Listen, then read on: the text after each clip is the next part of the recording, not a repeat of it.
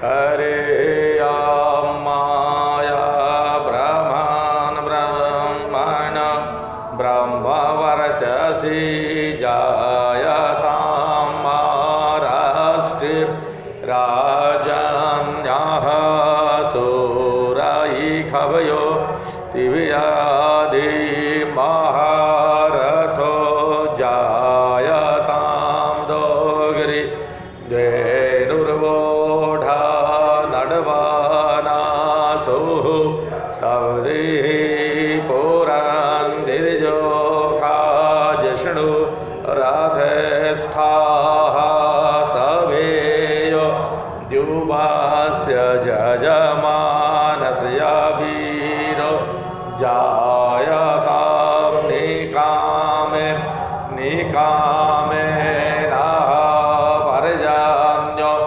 बर्खातु फालवतयो नावो खादयाः पचयन्तां योगक्षेमो नः कल्पताम्। मैं सहायक प्रोफेसर डॉक्टर धर्मेंद्र तिवारी, वेद विभाग, जुत्थालाल संस्कृत महाविद्यालय मझौलिया, पश्चिमी चंपारण। मैं आज उपशास्त्री प्रथम पत्र में पढ़ाई जाने वाली याज्ञवल्क्य की शिक्षा के कुछ प्रश्नों के उत्तर एवं व्याख्या भाव पर विचार विमर्श करेंगे। प्रकृतिर्जस्य कल्याणी दंतोष्टौ जस्य शोभनौ प्रागल्भश्च विनीतश्च सवर्णान् वक्तुमर्हति। प्रकृतिः अन्वयः प्रकृतिः जस्य कल्याणी दंतोष्टौ जस्य शोभनौ च प्रगल्भः च विनीतः च वर्णान् वक्तुम् अर्हति। प्रकृति प्रतिस्वरूपम शरीराकृतिर्वा जस्य वेद्याध्ययन कर्तुं शिष्यस्य कल्याणी कल्याणकारिका सर्वांगेन शोभना अत्रयमासयो यत्र यस्य शिष्यस्य शरीर रचनाक्रम प्रभावोत्पादकः स्यादेवं भूतः सामुद्रिके शास्त्रे उक्तमस्ति यत् यत्र आकृतिस्तत्र गुणाः वसन्ति। शरीर सौष्ठवे नैव गुणानामाकलनं भवति। पक्षान्तरे प्रकृतिः शीलगुणोपेतः स्वभावः शीलान्वितो वेदाध्येता उपदेशग्रहणे क्षमो भवति। यत्र शीलस्तत्र क्रोधाद्य भावः अजस्य सशिष्यस्य च पुनः दंतोष्टौ दंतस्य ओष्टस्य दंतोष्टौ दशनरदन छदौ शोभनौ शोषांहतौ विकृतिरहितौ च अपि च जः शिष्यः प्रगल्भः बावदूकः अग्रे अग्रे वक्ता शास्त्रग्राही च एवं च विनीतः विनयान्वितः विनम्रः निर्जितेन्द्रिय सद्गुण विशिष्टः शिष्यः मन छात्रः वर्णान् अक्षराणि वक्तुं मन पठितुम् उच्चारणं कर्तुम् अर्हति योग्योऽस्ति समर्थः इति यावत् शङ्कितं वेदमुद्धृष्टम् अव्यक्तं मनुनासिकं काकस्वरं मूर्धन्यगतं तथा स्थानविवर्जितं विस्वरं विरसं चैव विश्लिष्टं विस्माहतं व्याकुलं तालहीनं च पाठदोषश्चतुर्दशः। अन्वयः शङ्कितं भीतं उदृष्टम् अव्यक्तम् अनुनासिकं काकस्वरं मूर्धन्यगतं तथा स्थानविवर्जितं विस्वरं विरसं च एव विश्लिष्टं विस्माहतं व्याकुलं तालहीनं च चतुर्दश पाठदोषा संभवन्ति। अत्रैव अस्मिन् श्लोके चतुर्दश पाठदोषा विज्ञायते कथ्यन्ते।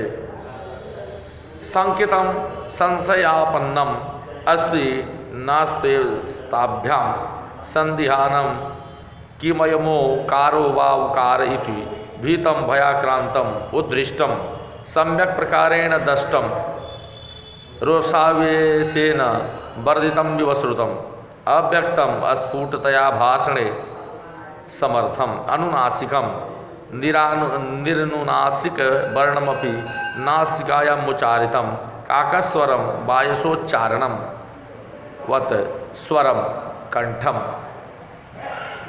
संपीड्योच्चर स्वरेणोच्चारितम मूर्धिगतम मस्तक स्थितम पूर्णमतिशयेन स्वरेणोच्चारितम तथा एवमेव स्थान विवर्जितम स्वस्थान भ्रष्टम स्थानांतर संपन्न वर्ण समुच्चारितम विस्वरम स्वररहितम उदातादि हीनश्च विरसम माधुर्यादि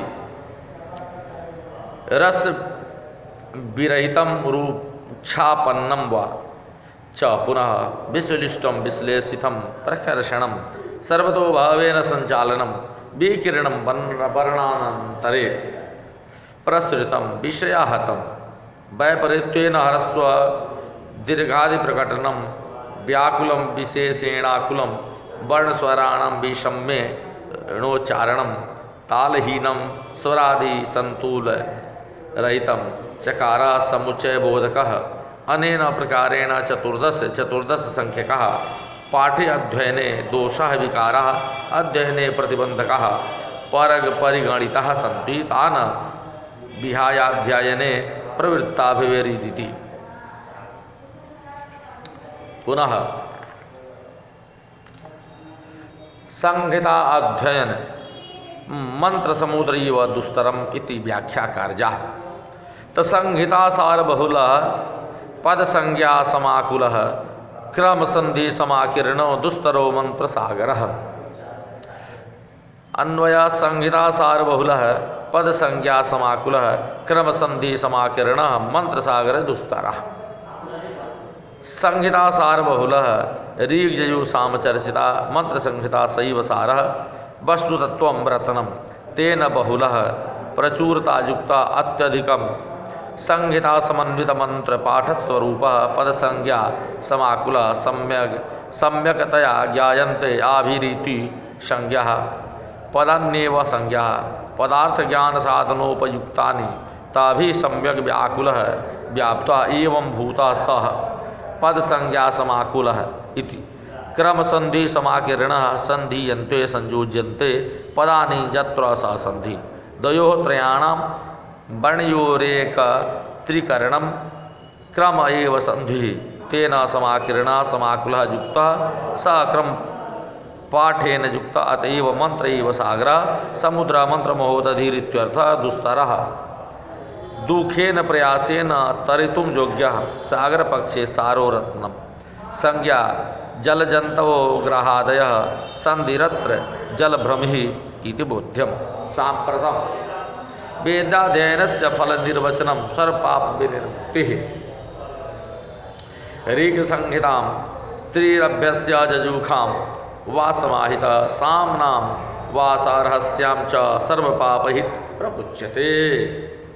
अन्वय मर्त्य मानव पूर्वतोनुसृतः समाहिता ऋक् संहितां वा जजूषां वा साम्नां सारहस्यां च त्रिः अभ्यस्य सर्वपापैः प्रमुच्यते।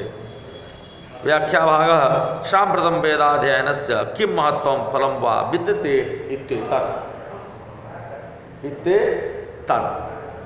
सारांशेन प्रतिपादयन् आचार्यः उपदिशति कस्यापि कार्यस्य सुचारुरूपेण संपादनाय एकाग्रताय आवश्यकता भवति अतः वेदाध्ययन काले समाहित एकाग्रतां विधाय ऋक् संहितां ऋग्वेदस्य संहिता भागं वा अथवा यजुषां यजुर्वेदमन्त्राणाम् अथवा साम्नां साम्बे संहितां सारहस्याम् अभिप्राय संहिताम् अर्थज्ञानसमुपेताम् अथवा संकल्पां पारस्कर गृहे सूत्रे उक्तमस्ति कामं तु याज्ञिकस्य अतः यज्ञं वेदति याज्ञिकः तस्य कामं स्नानं भवति सारहस्य मिथ्यसरस्य शब्द उपनिषद समर्थकः एतेन मादायातं यत् उपनिषद प्रतिपादक ब्राह्मण भाग सहिता मित्यर्थः चकार प्रयोगात् वेदार्थ पुराणानि सेतिहासानि सष्टिता इत्येव ग्राह्यं संक्षेपेण वेदे सर्वाणि शास्त्राणि समाहितानि सन्ति तानि वेदंगानि त्रिवारं पदक्रम पाठरूपेण अभ्यस्य वेदाभ्यासं कृत्वा सर्वविधैः पापैः प्रमुच्यते मुक्तो भवतीति सर्वपापैरित्यने नाज्ञानात् प्रमादाद्वा समुत्पन्नैः महापातकादिभिः इति निष्कर्ष याज्ञवल्क्य स्मृतौ तथा चोक्तम् वेदाभ्यासरतं क्षान्तं पंचयज्ञक्रियान्वितं न स्पृशन्तीह पापानि महापातकजान्यपि। अत्र टीकाकर्तुः विज्ञानेश्वरस्य कथनमस्ति यत् एतच्चा कामकारविषयम् अत्राहु ऋषिवरा वसिष्ठप्रमुखाः यद्यकार्यशतं साग्रं कृतं वेदस्य धार्यते सर्वतत् तस्य वेदाग्निर्हत्यग्निरीवेन्धनम् अपि च न वेदबलमाश्रित्य पापकर्मरतिर्भवेत् यज्ञानां प्रमादाच्च दह्यते कर्मनेतरेता इत्यलं पल्लवी तेनेवेति दिक्। तथा च संहितापद क्रम पाठानां विशिष्टम फलम मित्याह किम मित्याह तो संहिता नयते सूर्यम पदम च शशिना पदम क्रमश्च नयते सूक्ष्म जत जत पदनामयम। अन्वय संहिता सूर्य नयते पदम शशिना पदम नयते च क्रमा जत अनामयम तत् सूक्ष्मम पदम नयते। सांप्रतम व्याख्या प्रसंगे सांप्रतम संहिता पद क्रम रीति पाठेन कम कम फलम वेदाध्युता मानव प्राप्नोति इत्यस्मिन् विषये आचार्यस्य कथनं विद्यते यत् संहिता ऋषि प्रोक्ता केवला यजुर्वेदा संहिता यजुर्वेदादि संहिता तासां संहितानाम् अध्ययनरतं मनुष्यं सूर्यलोकं नयते प्रापयति पदम पदपाठं संहिता प्रोक्तमन्त्राणां विशेषपदपाठ शशिना चंद्रमसा पदम चंद्रलोकमधिष्ठानं चंद्रलोकमिति यावत् नयते प्रापयति च पुनः क्रमपाठः जो ही संहितायाः पूर्वोत्तर पदयोर्विहित संधिपाठ अनामयं विकाररहितं सूक्ष्मम् अनिर्वचनीयं यत् ब्रह्मस्वरूपं पदम स्थानं स्वरूपं नयते प्रापयति अत्रायमभिप्रायः क्रमपाठेन सर्वपापक्षयो भवति निष्पापत्वात् मानसशुद्धि विधानेन च मुक्तिर्भवति। अतः पूर्वसंहिता पाठ तदनन्तरं पदपाठ ततश्च क्रमपाठः पठनीयः। संहितादीनां पाठेन त्रिवेणी स्नानफलं संहिता पाठस्य त्रिवेणी स्नानफलं स्यात्। कालिंदी संहिता गेया पदमुक्ता सरस्वती क्रमेण वर्तिता गंगा संभोर्वाणी तु नान्यथा। संहिता कालिंदी गेया पदम सरस्वती उक्ता क्रमेण गंगा आवर्तिता संभोवाणी तु अन्यथा न। संहिता ऋषि प्रोक्ता कालिंदी सूर्यतनया जमुना कालिंदी सूर्यतनया जमुना जमस्वसा जमुना इति जमस्वसा इत्यमरा गेया बोध्या।